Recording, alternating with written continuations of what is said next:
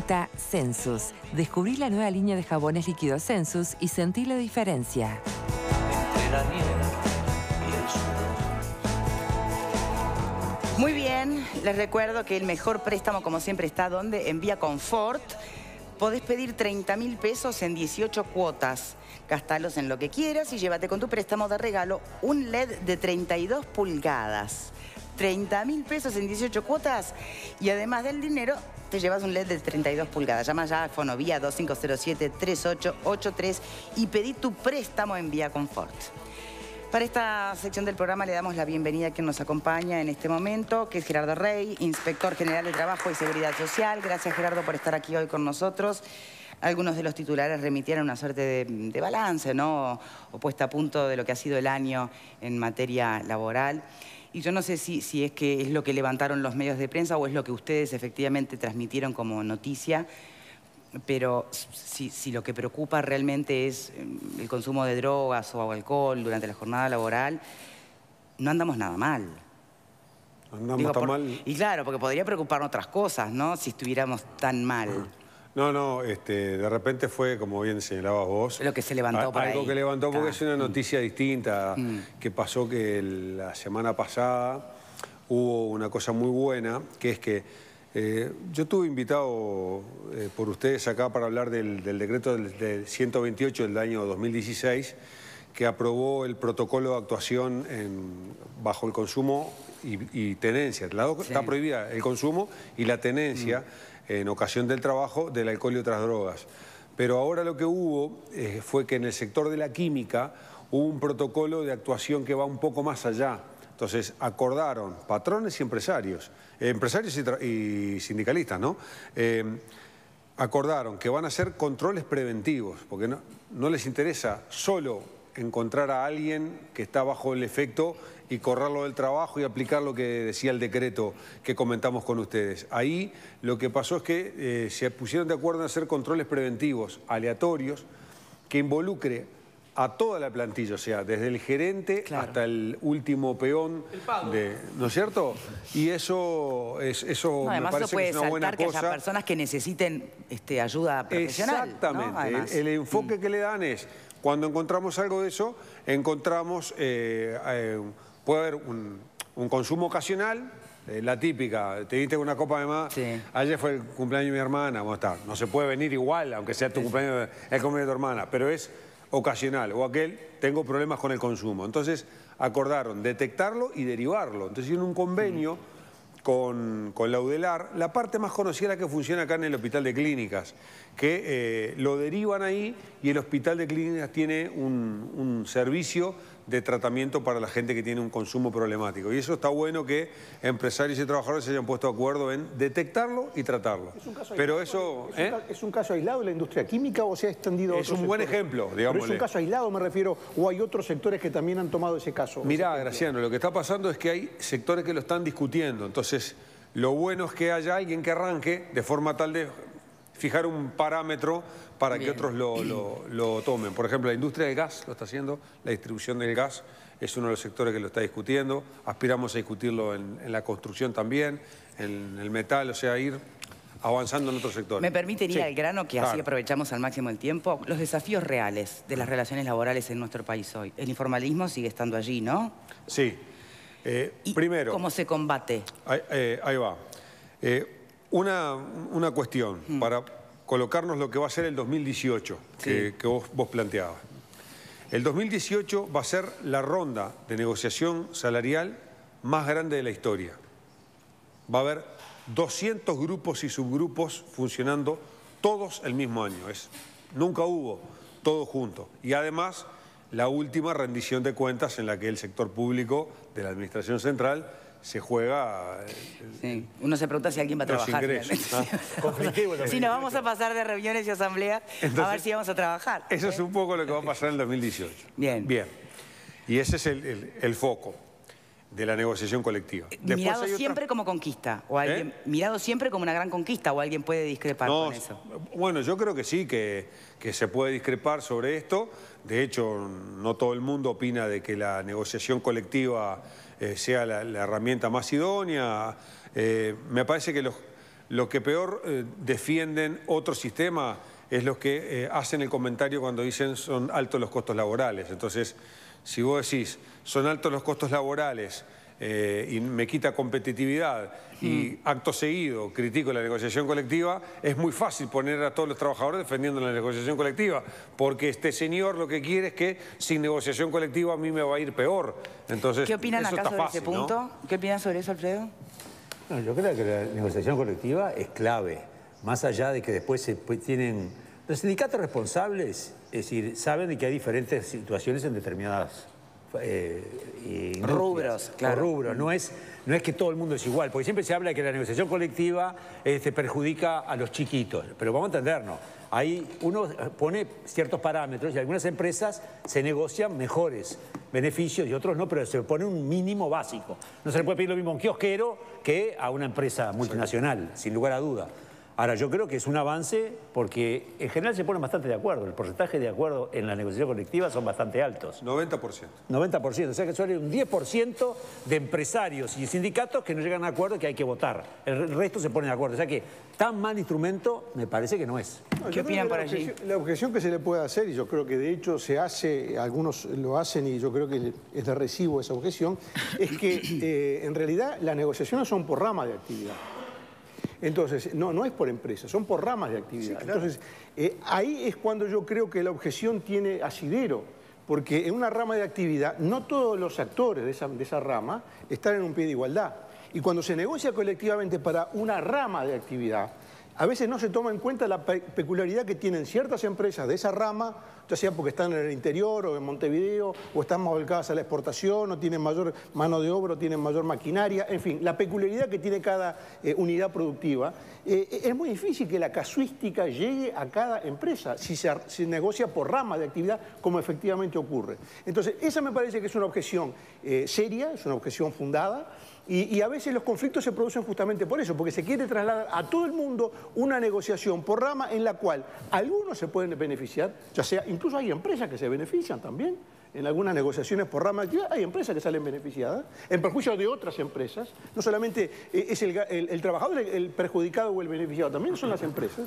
Y eso me parece que sí, que es un tema que es muy difícil amalgamarlo, porque en la medida en que la negociación colectiva es por rama y no es por empresa, se hace muy difícil que la peculiaridad de la situación de una empresa aterrice en la negociación colectiva. ¿Qué opinas sobre eso, Rey? Sí, nosotros defendemos la negociación colectiva por rama.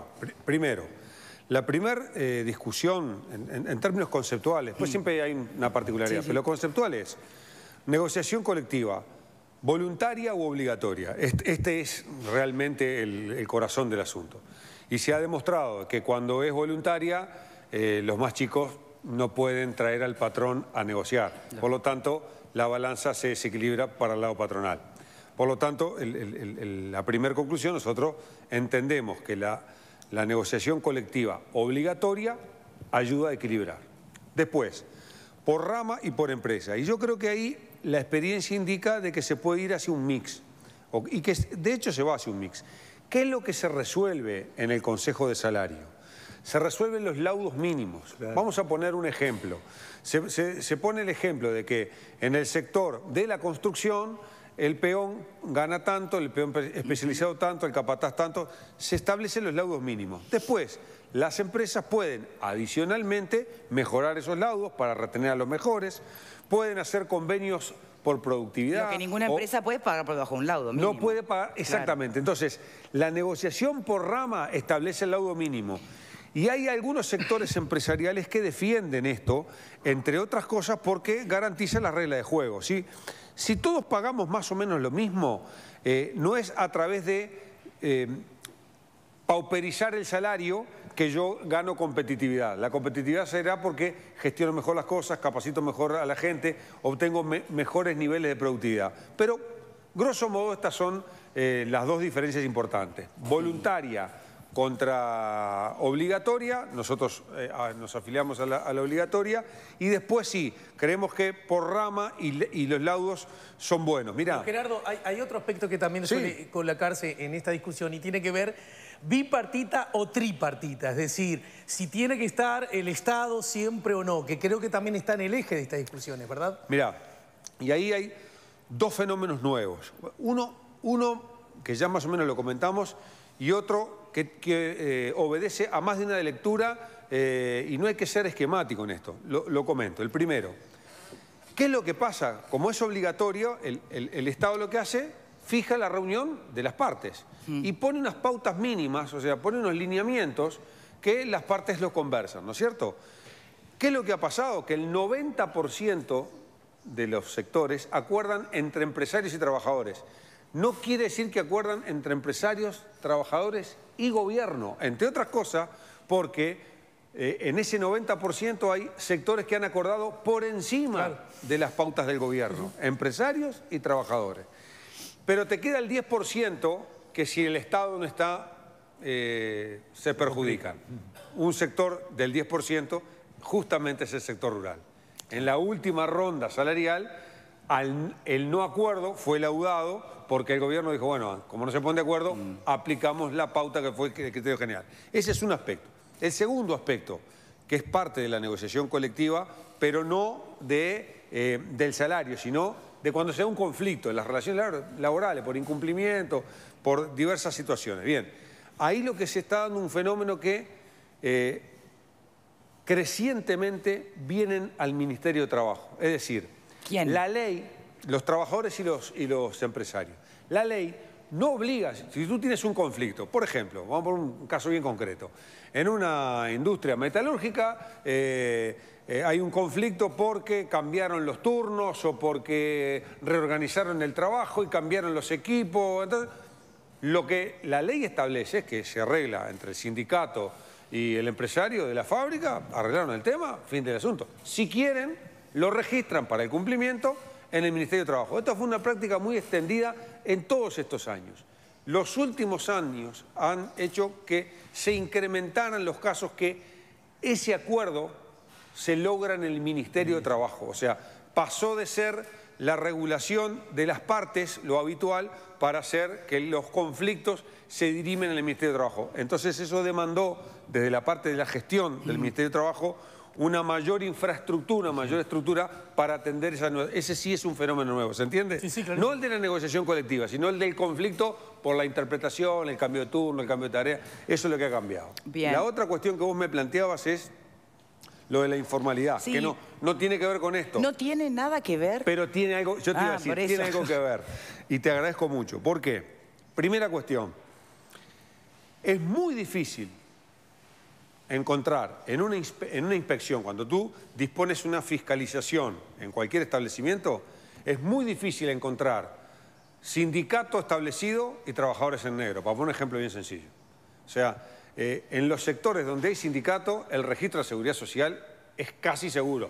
Todavía hay casos donde hay delegado y no los tienen en caja, pero es más que excepción. Por lo tanto, el combate a la informalidad, el movimiento sindical o la organización de trabajadores favorece a la formalización. Pero eso es una parte y nosotros no podemos depender de que los trabajadores se organicen para garantizar que haya formalización. Entonces, ahora, cuanto más estrictas las leyes o normas que regulan la actividad laboral, ¿no puede remitir eso también a que siga habiendo informalismo? Pero a ver, y ahí voy a tirarles dos datos porque a veces se confunden algunas cosas. Primero, ¿cuál es el informalismo en Uruguay? En Uruguay, de cada 4 personas que trabaja, una no está registrada en la Seguridad Social. Esto, que es un número que a veces nos impacta, pensar de que cada 4, uno no está en la Seguridad Social, es el mejor registro de América Latina. El mejor. Ahora bien, cuando vamos a quiénes son ese uno de cada 4, bueno, no todos son asalariados, es más, la mitad son asalariados y la mitad son cuentapropistas. Entonces, hay una parte que es el informalismo del cuentapropista, el que salimos acá del canal y nos vamos a la parada del ómnibus, electricista autorizado, 09, tanto, bueno, ahí tenemos la mitad del informalismo. Entonces, ¿cuál es el informalismo en el asalariado? O sea, ¿cuántos son los empresarios que tienen sus trabajadores en negro? Son el 15%, o sea, 1 de cada 7. ¿Dónde está el factor que a nosotros nos obliga a planificar distinto? Es que eso no es parejo, porque no es igual en todas las ramas de actividad. Por ejemplo, en la construcción de menor escala, el pequeño comercio, doméstico y rural, son los sectores de mayor informalismo. Y la otra dimensión relevante es la dimensión territorial. Artigas, Rivera, Cerro Largo, Rocha y 33 tienen el doble del informalismo que la media. Entonces, cuando nosotros planificamos nuestras fiscalizaciones, vamos con este enfoque de actividades y con este enfoque de territorial. Me gustaría desde Tribuna opiniones, muchachos, sobre todo ustedes que están trabajando siempre en pos del... Sí, bueno, varias cuestiones, que si bien la negociación es obligatoria, no hay obligación de acordar. Más allá de que el número que decían, el 90-95% de los acuerdos en los consejos de salario... 90 fue que dijeron. 90, pero en muchos casos el Ministerio de Trabajo, después de haber fijado las pautas, particularmente creemos que en muchos casos las pautas lo que hace es atar a los patrones a que no terminen negociando nada y hasta último momento. La mayoría de las negociaciones empiezan el 1 de julio, van a empezar ahora en esta ronda el año que viene, esos 200 subgrupos, y que hasta fines de noviembre, principio de diciembre, en algunos casos hasta casi fines de diciembre, los patrones no se muevan ni un pelo de porque quedan atados a los lineamientos del Poder Ejecutivo y después el espacio que hay de negociación es muy corto. Eso muchas veces llega, recién se mencionaba, la conflictividad que puede haber. En la conflictividad durante los consejos de salario es el instrumento que tenemos los trabajadores para lograr que los patrones terminen moviéndose por lo menos y que si los lineamientos del Poder Ejecutivo fueran más flexibles a la hora de decir, bueno, si una patronal no está dispuesta a discutir, se sienta en la mesa, porque está obligado a sentarse en la mesa, pero no está dispuesto a negociar nada, que el Poder Ejecutivo pueda hacer propuestas, aunque sea que salgan de esos lineamientos y que no quede el propio Poder Ejecutivo atado a esos lineamientos. Lo otro es que si no hay acuerdo, que es ese 10% que se mencionaba, el Poder Ejecutivo lo que hace es termina decretando o fijando en la votación con los trabajadores, que en algún caso también ha sido con los empresarios, ajustes mínimos de los salarios en base a esos lineamientos, pero todo lo que son condiciones de trabajo quedan por fuera de lo que podría ser ese decreto. Entonces los trabajadores terminan quedando, los que están organizados sindicalmente en sindicatos que tienen fuerza, logran llegar a buenos convenios colectivos, mejorar la situación del trabajador y que muchas veces dentro de las plataformas son mejorar hasta las condiciones de trabajo para de alguna manera llevar adelante mejor el trabajo que se hace en la empresa. Sí, mejorar la eficiencia de la propia empresa. Mejorar la eficiencia y eso termina muchas veces atado también en los incentivos por productividad y en un montón de cuestiones más. Pero los trabajadores que no tienen organización sindical, ya sean las empleadas domésticas, los trabajadores rurales y todo otro sector, sobre todo el comercio y los servicios, que están en miles de locales comerciales pequeños y que terminan siendo 1 o 2 trabajadores por local, muchas veces no tienen los medios para poder organizarse y llevar adelante una medida de fuerza que es lo que termina haciendo presionar a ese patrón que muchas veces lo único que se fija en esos grupos residuales que tienen la mayoría de los grupos de la negociación colectiva es fijar ajustes mínimos y muchas veces no tienen ni categoría, ni condiciones de trabajo, ni nada. ¿Ligia? Sí, primero, bueno, el tema de las adicciones, ¿no?, que se estaba hablando, que es una de las reivindicaciones, porque me parece que muchas veces ese tipo de reivindicaciones no van al fondo de la cosa. Como dan por hecho que ciertas reivindicaciones salariales y con respecto a otros derechos de los trabajadores ya están como adquiridas, pero recordemos que no están adquiridas. De hecho, las cifras nos dicen todo lo contrario. Y con respecto a las negociaciones salariales, ¿no?, a los consejos de salario, muchas veces los sindicatos, las cúpulas sindicales, porque siempre hacemos la diferenciación entre trabajadores y cúpulas sindicales, las cúpulas sindicales muchas veces llegan a los consejos de salario siquiera sin una plataforma de reivindicaciones. Y me parece que ahí está el problema, que muchas veces las cúpulas sindicales, los sindicatos terminan siendo agentes de conciliación y no justamente de defensa de los trabajadores. De hecho, por algo es que hay muchos sindicatos que están ahora por fuera del PIT-CNT y hay otra central sindical. Me parece porque son personas, son trabajadores que no se sienten representados por esas cúpulas sindicales que integran el PIT-CNT. Y de hecho me parece que hay muchas reivindicaciones de fondo y hay muchas reivindicaciones para hacer.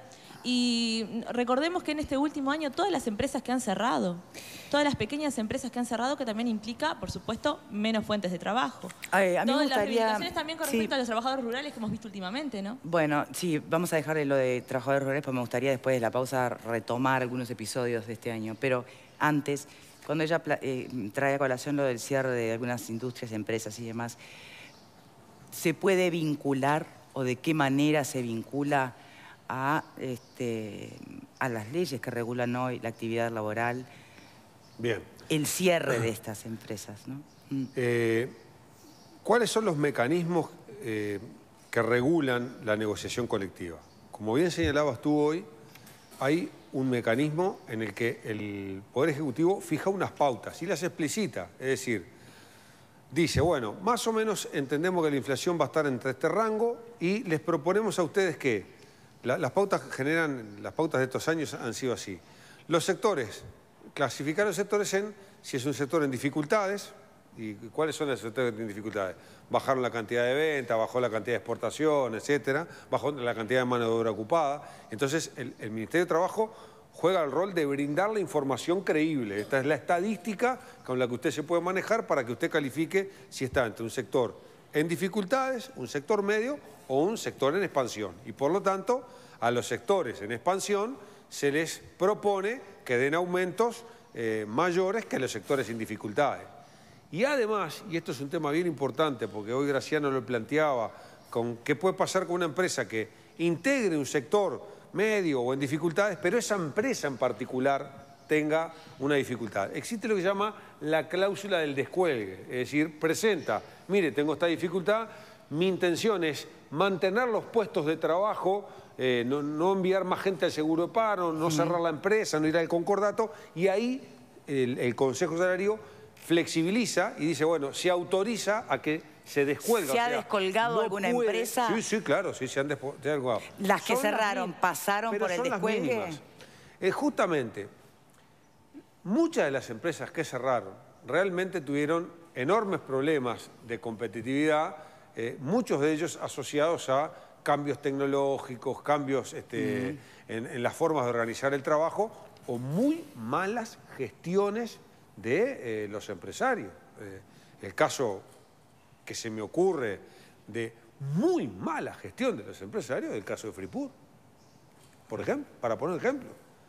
No se puede decir de aquí que los salarios de Fripur eran de los más bajos, o sea, en la pesca, esas trabajadoras, porque la inmensa mayoría eran mujeres, eran de las que menos ganaban, y sin embargo, cerró. Obviamente hay dificultades en la pesca a nivel internacional, hay dificultades en la captura, porque hay que, ahora para capturar lo mismo que tenías hoy tenés que ir mucho más adentro en el mar, ¿no es cierto? Todas esas cosas sucedieron, pero notoriamente son empresas muy grandes que vos no le puedo decir que el nivel salarial rebajaba, hacía inviable la empresa. Notoriamente no es así. Después, sobre la representatividad de los sindicatos, Uruguay es muy respetuoso de las decisiones de los trabajadores. Y en el Uruguay, los dirigentes sindicales que están del otro lado los eligió la gente. Entonces, nosotros somos muy celosos de respetar al que decidieron las partes. Las partes. O sea, el Ministerio de Trabajo respeta al delegado sindical porque eligieron los trabajadores y respeta a los delegados de la rama porque partimos de la base que lo eligieron los empresarios. Entonces, yo con frecuencia veo comentarios como los que he escuchado recién de que se quejan mucho de la representatividad de los trabajadores que son, en la inmensa mayoría de los casos, todos electos en forma democrática con voto secreto. Y no así pasa con el sector empresarial, que muchas veces no se le cuestiona su representatividad. El comentario que acaba de hacer Rey sobre la situación de lo que se llama en la jerga el descuelgue de las empresas en dificultad, de alguna manera ratifica que efectivamente la negociación por rama de actividad presenta muchas dificultades, porque si no la presentara, evidentemente esos casos de gente que queda al costado no se darían. Por lo tanto, de alguna manera interpreto yo que esa situación que describe Rey es de alguna manera convalida, si se quiere, el enfoque crítico respecto de la negociación por rama de actividad. Y yo quería agregar un nuevo elemento, porque cuando se habla, digamos, del poder de negociación de los sindicatos como, digamos, la gran explicación de que en algunos sectores el ingreso haya aumentado, quizás en relación, en un nivel más alto que en otros sectores del trabajo. Hay una cosa que no se puede dejar pasar por alto, y es que hay algunos sectores que de alguna manera tienen privilegio que no tienen otros sectores de actividad. Es antipático poner casos concretos, pero bueno, no hay más remedio que hacerlo. Por ejemplo, en el sector financiero, ¿no? Que es un empleo generalmente bien pago, la gente aspira a ingresar al sistema financiero, hay estabilidad, hay buenos ingresos, hay ambiente laboral agradable, confortable. Bueno, ¿qué pasa en el sector financiero? Tenemos una inflación que hoy está por debajo del 10% y tenemos tasas de interés del 95-100%. Claramente, cuando se negocia un salario en el sector financiero, el empresario, en este caso la banca, no tiene ningún problema. Sube la tasa de interés y se arregla el problema.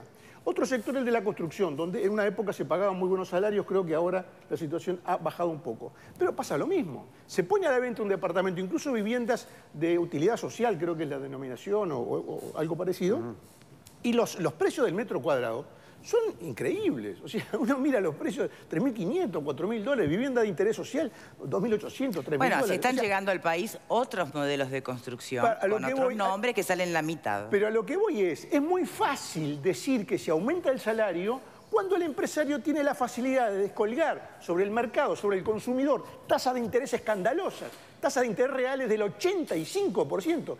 Murro hablaba de la ganancia de narcotráfico de las AFAP que ganan un 1,5% de comisión. ¿Qué decir entonces de los bancos que ganan un 80% de interés real? Una cosa increíble. Bueno, entonces, en esos sectores de actividad no es la presión sindical la que hace, no es la presión sindical la que hace aumentar el salario, es la posibilidad de descargar sobre el consumidor sin que nadie se meta tasas de interés que hacen imposible que la gente pueda endeudarse a la ruta. Te está rifando el mercado, Graciano, porque si yo aumento los precios del producto o el servicio que doy en forma indiscriminada, pierdo clientes. Es decir, los empresarios tampoco son idiotas, ¿tá? Pueden ser muchas cosas, pero idiotas no son. ¿Tú conoces algún banco que cobre 40%? No van a subir y pierden clientes. ¿Tú conoces algún banco que cobre 40, 45? Los consumidores son rehenes. Son rehenes hasta cierto punto. La competencia existe. ¿Tú conoces alguna institución financiera que cobre un 50, 55%? ¿Conoces alguna? Pásame el dato, voy corriendo. A mí me parece que estos Podés asuntos... abstenerte de ir al crédito, ¿viste? A mí me parece que estos asuntos son fascinantes porque yo, por definición ideológica, no le rehuyo a ninguna discusión. Una y otra vez hay que darla. Sin embargo, quiero y siento que éticamente el público y mis compañeros deben tener muy clara mi opinión. Yo estoy a favor de la negociación colectiva, estoy a favor de la negociación colectiva obligatoria, estoy a favor de la negociación colectiva obligatoria y con la presencia del Estado. ¿Y por qué? Porque yo, desde la recuperación democrática para acá, todos nosotros, los más jóvenes probablemente no, hemos vivido distintos escenarios, con matices, más, menos, y definitivamente a los trabajadores que en el sistema siguen siendo el sector más débil, les ha ido mejor con negociación colectiva. Y sin embargo, a la economía del Uruguay también le ha ido muy bien. Por lo tanto, me parece que a veces se quieren generar contradicciones donde no las hay. A mí me parece muy interesante que miremos de frente a los hechos y a las personas y alguien diga, yo prefiero que no haya negociación colectiva. Vóteme a mí, que si yo gano, saco la negociación colectiva. Y habrá otros que digan, yo prefiero que la haya. Vóteme a mí, que si yo gano, la hay. Y eso me parece que sería saludable para el ejercicio democrático republicano. Yo estoy esperando, la verdad, el acto de sincericidio de quien diga que va a sacar la negociación colectiva. Y sin duda alguna que por supuesto que me declaro a favor de la negociación colectiva y con la presencia del Estado. Pero un Estado presente de verdad, no un Estado que simplemente ponga la mesa y sirva el café. No, un Estado realmente presente. Yo creo que a nivel de balance... ¿Cómo debería ser ese Estado presente si el actual es ausente? No estoy diciendo que sea ausente. Estoy diciendo que el Estado debería involucrarse mucho más en realidad en la negociación de las partes y no simplemente estar como de contralor o mirando de costado de la situación. Yo creo un Estado absolutamente presente dentro de estas negociaciones. Más ahora, en este nuevo escenario en donde nos vimos, donde paró la desaceleración económica, el país empezó a repuntar y esto obviamente en la macroeconomía se va va a empezar a ver, y el año que viene es donde vamos a empezar a sentir realmente las situaciones en el mercado laboral. Esto va a repercutir a partir de ahora del año que viene. Y este año realmente fue un año bastante complicado en cuanto a las relaciones laborales. La Comisión de Trabajo en el Poder Legislativo recibió bastantes denuncias, ha trabajado muy intensamente. Uno de los rubros, sin duda alguna, que ha sido el ámbito rural, pero no solamente ha sido ese. Y realmente creo que lo que deberíamos poner el ojo es en el Estado. En el Estado creo que hay que poner mucho el ojo porque estamos siendo víctimas de los contratos basura, estamos siendo víctimas de la precarización, de los contratos a término, de las tercerizaciones. Y a mí eso, como vallista y colorada, aunque no se esté ahora muy de moda, pero yo lo reivindico, a mí eso me interesa y me preocupa muchísimo. Bien, pausa y ya, perdón, ya venimos. Pregunta. Una pregunta, déjala planteada y la contesta a la vuelta. ¿Cuántas empresas se han descolgado? Bien, a la vuelta la contesta, ya venimos.